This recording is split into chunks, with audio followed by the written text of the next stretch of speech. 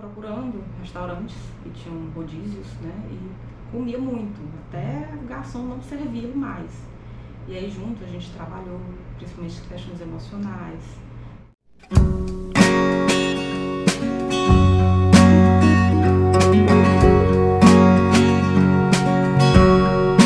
Sou Naira Cândida, sou psicóloga há 10 anos, estou aqui na clínica vai fazer 4 anos.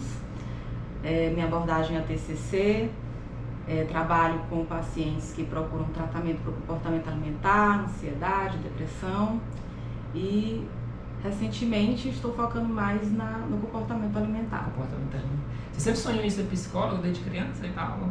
De repente foi? Foi uma descoberta, né? Até então eu nunca imaginei ser psicóloga, mas estudando um pouco sobre o assunto, quando eu entrei realmente na universidade, eu vi que era isso mesmo. E o trabalho como psicóloga também, já trabalhei em outras áreas, não só na clínica, e eu vi que é muito importante esse trabalho, o quanto que é gratificante trabalhar com um ser humano que precisa realmente desse acolhimento, que esse profissional é imprescindível para o desenvolvimento humano e para uma sociedade também mais saudável. Fantástico, eu gosto de brincar que a gente está fazendo um mundo melhor, né? Trabalhando com psicologia. Cidadãos funcionais, né? Então, agora você falou num tema aí bem interessante, que é a questão do comportamento alimentar, né? Isso. Que acho que é uma coisa muito em voga que está aqui. Como é que é essa atuação? Como é que é a atuação do terapeuta nesse aspecto? A gente recebe pacientes que têm comportamento alimentar problemático.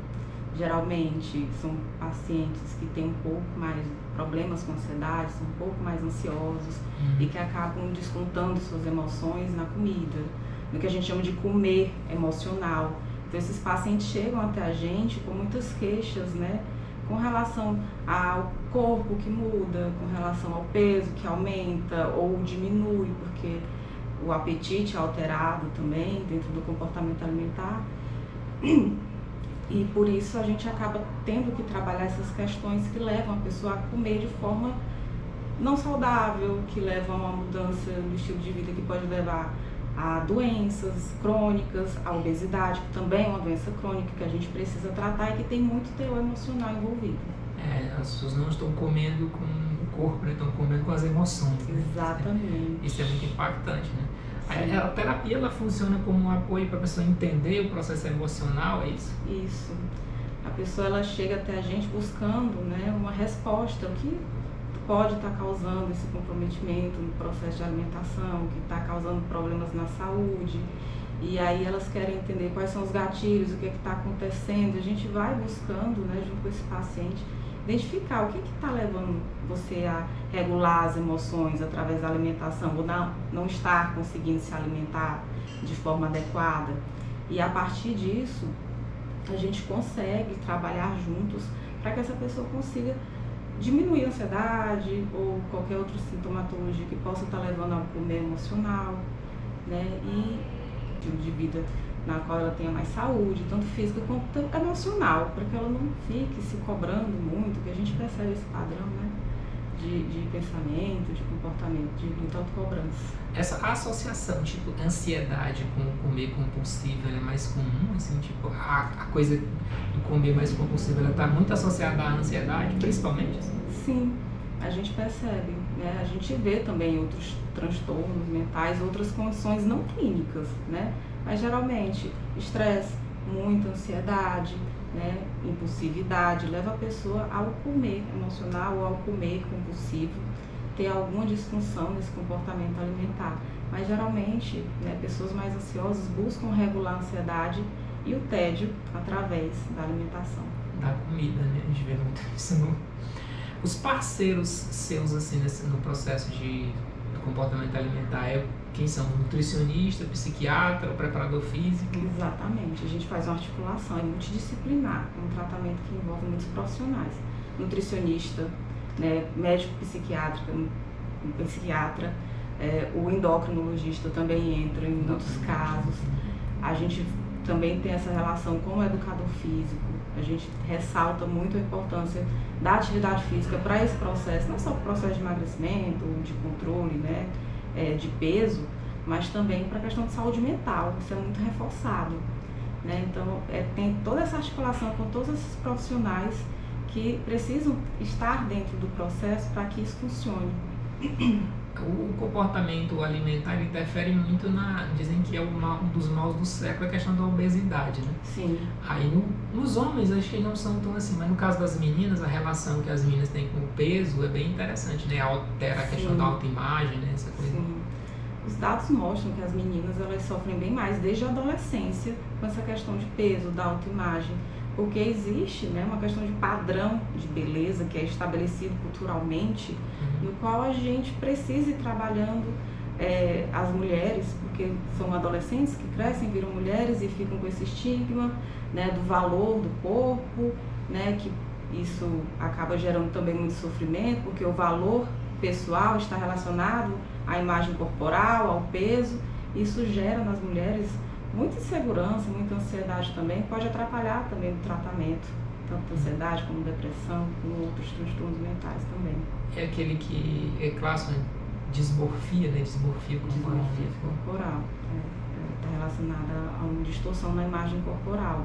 Está muito relacionado não só à anorexia ou bulimia, mas também da obesidade, né? E sobrepeso. Então, muitas pessoas não se percebem e acabam com isso prejudicando, né, a própria saúde através do comportamento alimentar, sem se dar conta que isso está fazendo mal. Então a gente está conversar e gerar informação sobre o comportamento alimentar, você está agindo em duas vertentes do sujeito, na saúde física e saúde mental, né? Com certeza. E a gente precisa trabalhar essa questão, né, do comportamento alimentar. O transtorno mental que mais mata, mais perigoso, é o transtorno alimentar, que é a anorexia. Não só por conta das questões emocionais envolvidas, o paciente ele realmente entra num processo depressivo muito profundo, como também pelo desgaste físico, o corpo entra em colapso. Então a gente precisa falar mais sobre isso e trabalhar essas questões, principalmente porque existe essa questão cultural desse corpo ideal. Sim. Que a gente busca atingir, né? As pessoas são cobradas para atingir. Hoje não só as mulheres, os homens também são cobrados, né? Existe o ideal de corpo masculino, até para a gente evitar o perigo, né, dessa saúde física entrar em colapso. Era isso que eu ia te perguntar, assim, quanto à demanda, assim, quem mais procura isso? São homens, mulheres, jovens, adolescentes, adultos, como é que é essa demanda? Hoje a demanda maior são mulheres, as mulheres procuram mais a terapia, né, elas se percebem mais no sentido desse comportamento alimentar disfuncional, que estão se alimentando de uma maneira não saudável, né? Essa comer emocional, mas os homens também já estão procurando, eles entendem a importância, né, da questão emocional com comer. Então hoje eles também têm essa demanda, já recebi vários homens com essa demanda do comer compulsivo, do comer emocional, ou de alguma outra questão com ganho de peso e que precisa do psicólogo para trabalhar, principalmente porque tem um peso emocional. Para ajudar a se entender, né? Sim. A gente falando de peso, é comum agora, eu não sei se a palavra certa seria popularizar a questão da cirurgia bariátrica, né? Mas tá mais comum, se ouvir as pessoas falarem, eu fiz cirurgia bariátrica, eu quero fazer e tal. Como é que funciona a preparação terapêutica para a pessoa que vai fazer essa cirurgia? Inicialmente, né, no pré-operatório mesmo, a pessoa chega, né, para fazer uma avaliação para saber se ela tem condições emocionais de fazer a cirurgia bariátrica. Ali são avaliadas várias questões emocionais, se essa pessoa está bem durante o processo cirúrgico, também pós-cirúrgico, se ela entende todo esse processo, como é a relação dela com o corpo, porque muitas vezes esse corpo, né, mais obeso, né, ele tem toda uma questão de estigma. Muitas pessoas até comem e ganham peso até com a questão de proteção mesmo, por questões de traumas na infância. Então a gente precisa entender essa relação corpo e pessoa, e a gente depois em seguida trabalha também no pós-cirúrgico. A gente precisa identificar também no pré se essa pessoa não tem algum transtorno alimentar. Se for identificado, não é adequado a gente autorizar. A pessoa tem bulimia. Gente, a bulimia é um dos principais transtornos no qual pode ser um impeditivo da cirurgia bariátrica, né? A pessoa tem compulsão alimentar ou algum outro comportamento alimentar disfuncional, né? Que não chega a ser um quadro clínico, né? Não tem um DSM, não está no DSM, não está no CID, mas que existe um comportamento alimentar disfuncional no qual pode levar a um risco para essa pessoa, né, no pós-cirúrgico. A gente entra também no pós-cirúrgico para a gente acompanhar o processo, né, do emagrecimento da pessoa, como é que ela está lidando com isso, né, e também trabalhar o comportamento alimentar, né, que é diferente de como o nutricionista trabalha. Que ela vai ter que se adaptar a uma nova realidade, né? Exatamente, Isso. uma nova forma de se alimentar, com uma alimentação totalmente diferente do que ela costumava comer, numa quantidade diferente, numa quantidade mais balanceada. Esse acompanhamento deve ser contínuo, né, para que não haja reganho de peso, para que não haja prejuízo físico para o indivíduo que fez a cirurgia. Que a cirurgia ela interfere diretamente no corpo, né? A terapia vai influenciar a mente, né? Exatamente. Mudar a cabeça da pessoa. Isso mesmo. Isso é bacana. Eu imagino, Nara, que os resultados, assim, sejam, como é uma demanda muito frequente, os resultados para as pessoas que aderem ao tratamento devem ser bons, né? Que você Sim. fica naquela congruência mente e corpo na mesma... Exatamente, os resultados são bem melhores, porque a gente consegue trabalhar o que leva a pessoa a comer muito ou a não conseguir se alimentar de forma adequada, ou ter algum tipo de seletividade. A gente vai trabalhando essas questões, que está muito relacionada à história de vida do indivíduo, está relacionada à histórico de trauma, está relacionada às questões emocionais. Como ele conseguiu, né, desenvolver, o que foi que levou a pessoa a desenvolver esse comportamento alimentar, que às vezes é disfuncional, né? Então a gente está ali para fazer com que esse sucesso, para que esse tratamento tenha sucesso, para que a gente consiga que esse resultado se prolongue por mais tempo, pela vida inteira do indivíduo. Muito bom. Quero te agradecer pelas palavras, eu acho que esse vídeo vai ser muito instrutivo aí para todo mundo que viu. Queria que você falasse um pouquinho, se você quiser falar de algum caso que você acompanhou, e você falasse um pouquinho da tua atuação aqui na clínica, quais planos você atende, que dia você está aqui. Eu atendo aqui de segunda a sexta, né? Atendo, já tive um caso assim, que foi de muito sucesso, eu considero. Foi um paciente que chegou com a queixa de compulsão alimentar, né? Ele, quando tinha algum problema, ele tinha um trabalho muito estressante, né? Ele ia procurando restaurantes que tinham rodízios, né? E comia muito, até o garçom não servia mais. E aí junto a gente trabalhou principalmente questões emocionais, né, que estavam levando ele, né, porque você está descontando, né, todo o estresse, toda a frustração, toda a ansiedade na alimentação. Então tudo isso foi muito bem trabalhado, a gente conseguiu superar muitas coisas juntos.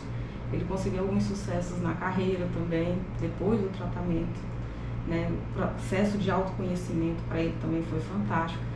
Depois a gente conseguiu a questão nutricional, né? Muitas vezes a gente precisa primeiro trabalhar o emocional, depois o nutricional. E aí ele adquiriu um estilo de vida bem mais saudável e hoje ele está muito bem. Muito bem, que legal, né? Fantástico. Sim. Nara, obrigado pelas palavras, tá bom? Sim. Se vocês tiverem, se alguém tiver alguma dúvida, é só escrever nos comentários que a gente passa aqui para a doutora Lélia. Pronto. Tchau. Até a próxima. Obrigado.